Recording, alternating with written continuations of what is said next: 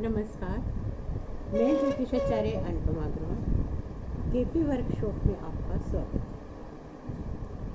हमारी आज से केपी की क्लास स्टार्ट हो रही है। तो आज हमारा ये मकसद है कि हम आपको बताएंगे कि इसमें हम क्या क्या सिखाएंगे। तो सबसे पहले हम बताते हैं कि इसमें 27 नक्षत्र होते हैं। देयर आर 12 राशिस और 360 डिग्री का एक चक्कर होता है, जिसमें 12 राशियाँ होती हैं। प्रत्येक राशि जो है 30 डिग्री की होती है और इन 12 राशियों के 360 डिग्री के भर चक्कर को आगे हम 27 नक्षत्रों में डिवाइड करते हैं। तो ये केपी पद्धति जो है टोटली नक्षत्रों पर आधारित है।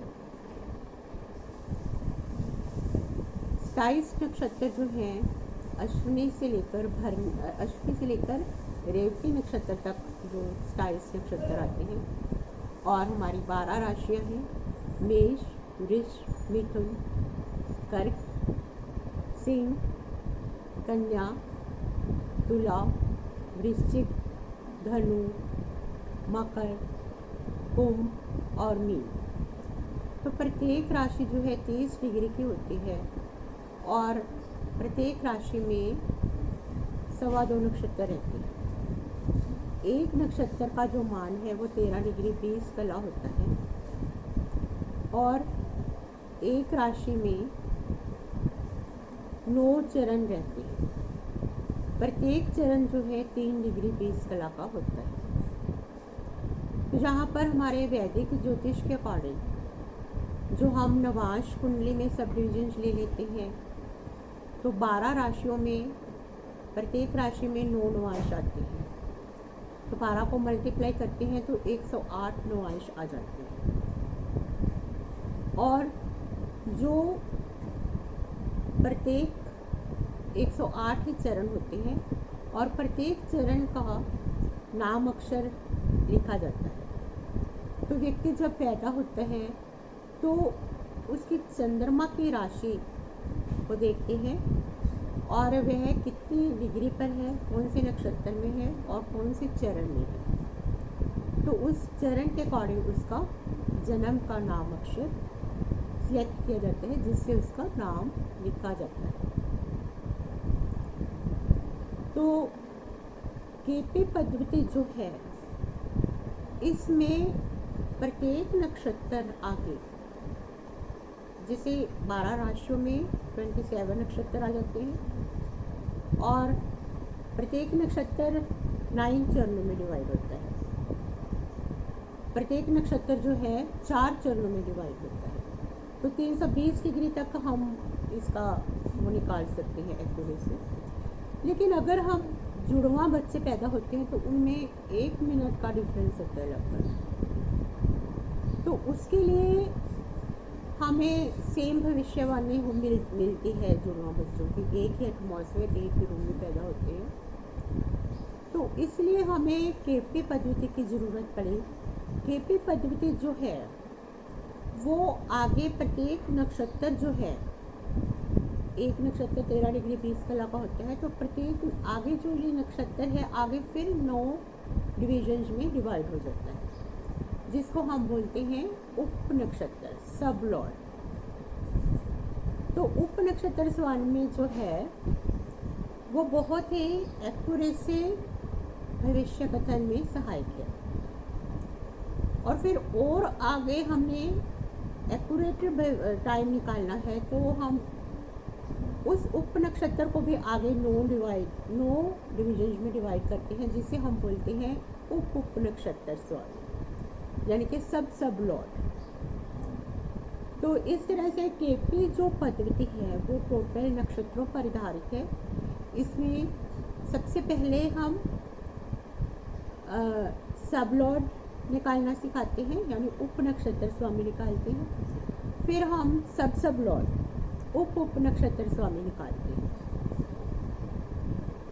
तो हमारी कक्षा में आपको पूरा 12 राशियों की पूरी नॉलेज दी जाएगी और फिर अपने आते हैं 27 नक्षत्रों की पूरी कैरेक्टरिस्टिक्स उनके क्या होते हैं, और प्रत्येक नक्षत्र में जो व्यक्ति जन्म लेता है तो उसकी विशेषताएं क्या होती हैं, और उसके वर्क उस नक्षत्र में कौन कौन से आते हैं, ये सब हम आपको डिटेल में बताएंगे।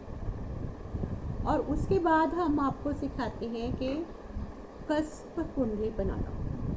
एक तो हमारा लगन चार्ट होता है सिंपल, जो राशियों के ऊपर आधारित होती है। उसके बाद हमारी केपी पद्धति के अकॉर्डिंग इसमें सबसे पहले अयनांश जो है देवदत्त अयनांश लिया जाता है। कृष्णमूर्ति पद्धति का अयनांश डिफरेंट होता है। वैदिक ज्योतिष में हम ज़्यादातर लहरी अयनांश यूज करते हैं। और इसमें क्या होता है कि केपी पद्धति में भाव आरंभ से जो भी हम डिग्री लिखते हैं किसी भाव की या लगन की या किसी भी भाव की डिग्री लिखते हैं, वो भाव आरंभ की डिग्री होती है। तो भाव आरंभ से लेकर भाव एंड तक, जहाँ पर नेक्स्ट भाव स्टार्ट हो जाता है उसी डिग्री पर, वो इससे पहले भाव का एंड स्टार्ट होता है। तो इस तरह से ये हमारे भाव का विस्तार इस तरह से होता है केतु पद्धति में। और वैदिक ज्योतिष में हम भाव मध्य पर लेते हैं। जो भी डिग्री हमारी किसी भी भाव की आती है वो भाव आरंभ से स्टार्ट होता है और फिर अगले भाव के मध्य से लिया जाता है। तो ये तो होगा वैदिक और केपी में डिफरेंस। इस केपी पद्धति के अब क्या क्या फायदे हैं?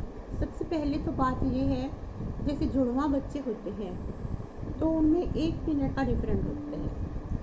तो इसके अंदर जो है सब डिविजन्स और सब डिविजन्स और आगे सब डिविजन्स हो जाते हैं, यानी कि उप नक्षत्र स्वामी और उप नक्षत्र स्वामी। तो देखते कि वो कैरेक्टरिस्टिक्स जो है डिफरेंट मिल जाती है। और अब इसका फ़ायदा क्या है कि हम बर्थ टाइम रेक्टिफिकेशन निकाल सकते हैं केपी पद्धति के द्वारा। और इसमें पूरे सटीकता से एक्यूरेट जो है मिनट सेकंड और मिनटों तक किसी घटनाक्रम के घटित होने का समय हम निर्धारित केपी पद्धति से कर सकते हैं। और तीसरा जो इसका बेनिफिट है वो ये है कि ये बहुत ही आसान पद्धति है। वैदिक ज्योतिष बहुत ही विस्तार और लेंथी है। हालांकि वैदिक ज्योतिष का महत्व है, जब तक आपको ज्योतिष नहीं आएगा वैदिक ज्योतिष तो आपको केपी भी नहीं आएगा। नॉलेज होना इसके पूरे ज़रूरी है, लेकिन इसकी एडवांस स्टडी जो है केपी के द्वारा हम एक्यूरेट टाइम किसी घटना का घटित होने का निकाल सकते हैं। और ये बहुत ही आसान पद्धति है। इसमें आपको कुछ भी याद करने की ज़रूरत नहीं है। क्या योग बन रहे हैं, जैसे हजारों योग हैं हमारे वैदिक ज्योतिष में। फिर आती है सब डिवीजन आ जाती है, षोडश वर्ग कुंडलियाँ बनती हैं, अष्टक वर्ग। बहुत ही विस्तार और लेंथी है हमारा ज्योतिष शास्त्र जो है, हमारी ऋषि मुनियों की धरोहर है। लेकिन केपी पद्धति में आपको इन सब चीज़ों की याद करने की बिल्कुल ज़रूरत नहीं है। आपका बहुत ही आसान मेथड ये है कि आपको प्रत्येक भाव के सिग्निफिकेंट ग्रह निकाल लेते हैं। वो कैसे निकालते हैं? जैसे सबसे पहले हम देखते हैं कि जिस भाव की हम स्टडी कर रहे हैं या जिस भाव के बारे में हम जानना चाहते हैं, तो उस भाव में कौन से ग्रह स्थित हैं। और उससे भी पहले हम जो ज़्यादा शक्तिशाली प्रभाव देते हैं कुंडली में, वो होता है कि जिस भाव की हम स्टडी कर रहे हैं उस भाव में स्थित ग्रह के नक्षत्र में कौन से ग्रह हैं, तो ये ज़्यादा पावरफुल हो जाता है। जैसे मान लो अब हमारे एग्जाम्पल कुंडली में लगन में हमारा चंद्रमा है, तो ये चंद्रमा की पोजीशन जो है वो सेकंड नंबर पर आ जाएगी। उससे पहले नंबर का जो ज़्यादा स्टेक भविष्यवाणी देता है वो उस चंद्रमा के नक्षत्र में हमारे 9 प्लैनेट्स में से कौन सा ग्रह आ रहा है, तो वो ग्रह जो है उसका स्वामी ग्रह है वो ज़्यादा इफेक्ट देगा, सबसे ज़्यादा बलि कारक ग्रह होता है। उस भाव का। ठीक है, तो एक तो ये पॉइंट हो गया, फर्स्ट नियम ये हो गया। और सेकंड, फर्स्ट और सेकंड नियम हो गया। थर्ड नियम के अनुसार हम देखते हैं कि उस भाव का राशि स्वामी कौन सा है। भाव आरंभ पर जो डिग्री आ रही है, जो राशि आ रही है, वो राशि स्वामी ग्रह कौन सा है, वो उस भाव का कारक ग्रह बनेगा। और फिर हम देखते हैं कि उस भाव अधिपति के नक्षत्र में कौन सा ग्रह आ रहा है। 9 प्लैनेट्स में से कौन कौन से नक्षत्र आ रहे हैं, तो वो सबसे ज़्यादा इम्पोर्टेंट है। भाव अधिपति से भी ज़्यादा इम्पोर्टेंट जो है भाव अधिपति का नक्षत्र स्वामी ग्रह है। भाव अधिपति जो है वो किस ग्रह के नक्षत्र में आ रहे हैं, तो ये इसके 4 नियम है। तो हम केपी में इन्हीं 4 बेसिक नियमों को लेते हैं। उसके बाद हम देखते हैं कि राहु और केतु को भी, फिर हम देखते हैं कि उस भाव पर दृष्टि डालने वाले कौन कौन से ग्रह हैं, उनको भी हम उस भाव के कार्यश के रूप में लेते हैं। ठीक है, और फिर हमारा आता है राहु और केतु को हम कैसे लेते हैं, फिर हम ये सिखाते हैं।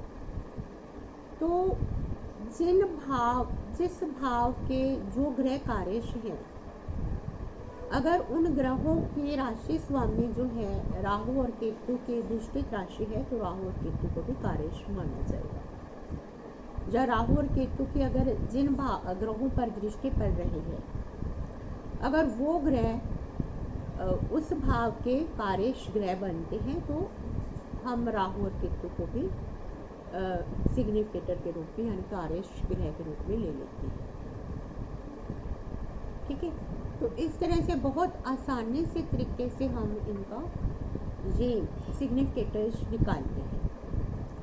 और फिर हम इसके बाद स्टडी करेंगे कि ग्रहों के सिग्निफिकेटर्स क्या होते हैं, सभी 9 प्लैनेट्स के कौन कौन से सिग्निफिकेटर्स आ रहे हैं, कौन कौन से ग्रह कार्यश बन रहे हैं, जहाँ किन भावों के कार्यश हैं सभी ग्रह। ठीक है, तो इस तरह से हमें बस चार्ट निकालेंगे, केपी के दौरान जो चार्ट बनता है। तो अब जो दशा अंतरदशा चल रही है, महादशा नाथ और अंतरदशा नाथ, फिर प्रत्यंतर दशा नाथ। ठीक है, इनके स्वामियों को प्रेजेंट टाइम में हम कैसे घटना का निर्धारित करते हैं। तो महादशा स्वामी, मान लो हमने बिजनेस के बारे में स्टडी करना है, अगर महादशा नाथ जो है वो 2, 6, 7, 10 और 11 इन भावों का कार्यश ग्रह है, सबल कार्यश ग्रह है, तो व्यक्ति को जॉब मिल जाएगी, या उसका व्यवसाय हो जाएगा अच्छा, और या फिर उसको प्रमोशन मिल जाएगी। इन भावों में से कोई एक ग्रह भी, एक भाव का भी कार्यश हो, वो ग्रह जो है अपना महादशा स्वामी आता है। फिर उसका अंतरदशा स्वामी जो है इन भावों के कार्यश हैं। अगर वो मेलेफिक भावों के कार्यश है, यानी कि 6, 8, 12 भावों के कार्यश है, तो व्यक्ति को काफ़ी डिफ़िकल्टीज का सामना करना पड़ता है, और उसकी जो है तरक्की भी रुक जाती है। इस तरह से हमें देखना पड़ता है कि वो पर्टिकुलर जो ग्रह है वो इस केपी पद्धति के द्वारा अच्छे भावों के सिग्निफिकेटर बन रहे हैं या बुरे भावों के सिग्निफिकेटर बन रहे हैं, तो वो वही इफेक्ट देगा। चाहे कुंडली में, हमारे कुंडली में कोई ग्रह राजयोग कारक ग्रह है या केंद्र त्रिकोण स्वामी का ग्रह है, लेकिन अगर वो ग्रह केपी के द्वारा 6, 8, 12 का भाव का भी कार्यश बन रहा है, तो वो बुरे रिजल्ट देता है। मीन्स उस ग्रह की दशा अंतरदशा या प्रत्यंतर दशा में व्यक्ति को मुश्किलों का सामना करना पड़ता है, उसकी जॉब छूट सकती है या उसका संघर्ष का पीरियड हो जाता है। तो उसके बाद हम सभी भावों के जो है सभी भावों से क्या क्या केपी के दौरान क्या क्या चीज़ें देखते हैं, ये स्टडी करेंगे। और फिर हमारा ये इस तरह से स्टडी करने के बाद हम आप ट्रांजिट पे आते हैं। इसमें रूलिंग प्लैनेट्स काफ़ी महत्वपूर्ण है। प्रश्न कुंडली निकाली जाती है जिसके अंदर, तो इसमें रूलिंग प्लैनेट्स हम देखेंगे। और उसके बाद हम बर्थ टाइम रेक्टिफिकेशन सबसे ज़रूरी है। अगर आपका बर्थ टाइम एक्यूरेट है तभी आप सही भविष्यवाणी कर सकते हैं। तो केपी के द्वारा बर्थ टाइम रेक्टिफिकेशन, बर्थ लगन की शुद्धि करना, उसका मिनटों और सेकंडों तक शुद्ध लगन निकालना, तो हम ये स्टडी करते हैं। अगर आपका बर्थ टाइम रेक्टिफिकेशन हो जाता है, यानी कि जन्म का समय बिल्कुल एक्यूरेट निकल आता है, तभी हमारे केपी के द्वारा भविष्य कथन सही है। तो हम मिनटों और सेकंडों तक किसी घटना के घटित होने का समय निकाल सकते हैं। तो ये केपी ज्योतिष जो है बहुत ही सटीक ज्योतिष भविष्यवाणी का स्वरूप है। और इसके बाद फिर हम आपको फॉर्च्यूना निकालना सिखाते हैं। आपका सबसे भाग्यशाली जो है ग्रह कुंडली में कौन सा बनता है, उसे बोलते हैं हम फॉर्च्यूना। तो उसकी दशा अंतरदशा में आपको बहुत बेनिफिट होते हैं। तो ये तो ही हमारी ब्रीफ नॉलेज के हम इसमें क्या क्या सिखाएंगे। अब आपको अभी हमारी चर्चा चल रही थी, वो थे कृष्णमूर्ति पद्धति के द्वारा सबसे पहले हमने कष्ट कुंडली बनानी सिखाई, हमारी जो पिछली कक्षा चली। और उसके बाद हम अब आपको सिखाएंगे कि सिग्निफिकेटर्स 12 भावों के सिग्निफिकेटर्स ग्रह कौन से होते हैं, यानी कि उन भावों के कार्यश ग्रह कौन से बनते हैं केपी पद्धति के द्वारा। तो जो हमने आपको मेन ये रूल्स बताए हैं केपी पद्धति के 8 या 9 रूल्स हैं, उन नियमों के अकॉर्डिंग ही हम भावों के कार्यश निकालते हैं। तो हमने एक एग्जाम्पल कुंडली ली हुई है जो मेष लगन की कुंडली है। तो अभी हम उसमें उस कुंडली में आपको भावों के सभी कार्यश ग्रह निकालने सिखाएंगे, सिग्निफिकेटर्स कैसे निकालते हैं वो सिखाएंगे। ये बहुत ही एक महत्वपूर्ण चैप्टर है, तो इसको आपको ये सिग्निफिकेटर्स निकालने आने चाहिए, तभी आप डीपली इसमें स्टडी कर सकते हैं केपी के द्वारा कैसे भविष्य कथन करते हैं। धन्यवाद, थैंक यू।